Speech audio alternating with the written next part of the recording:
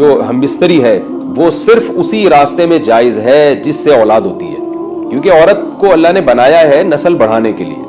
تو کوئی بھی ایسا ہم بستری کا طریقہ اختیار کرنا جو نسل بڑھانے کا ذریعہ نہ ہو، یعنی وہ نیچرل نہ ہو، تو وہ حرام ہے. اللہ نے ارشاد فرمایا نساؤکم حرث لکم، تمہاری عورتیں تمہارے لیے بمنزلہ کھیت کے ہیں. حرث عربی میں کھیت کو کہتے ہیں، تو بمنزلہ کھیت کے ہیں. جیسے بیج ڈالا جاتا ہے کھیت میں اور اس سے پیداوار بڑھتی ہے، تو عورت کی جو ایک حیثیت ہے، نیچر نے جو اس کی ایک حیثیت متعین کی ہے، وہ بھی ایک نسل بڑھانے کا ذریعہ ہے، جس میں مرد کا جو اسپم ہے وہ بطور بیج کے ہے اور جو اولاد ہے وہ ایک پیداوار کی طرح ہے. تو اللہ نے یہ یاد رکھیں، اس آیت کو نا بہت سارے غیر مسلموں نے عورت کے خلاف بہت نیگیٹیوٹی پھیلائی ہے کہ دیکھو اسلام عورت کی توہین کرتا ہے، اس کو کھیتی سے تعبیر کرتا ہے. تو کچھ لفظ کسی اور زبان میں جب وہ جاتے ہیں نا تو وہ توہین کا معنی دیتے ہیں. عربی میں جو حرث کا معنی ہے یہ تعظیم کے لیے ہے، توہین کے لیے نہیں ہے. اردو میں جو کھیتی کا معنی ہے وہ توہین کے لیے استعمال ہوتا ہے.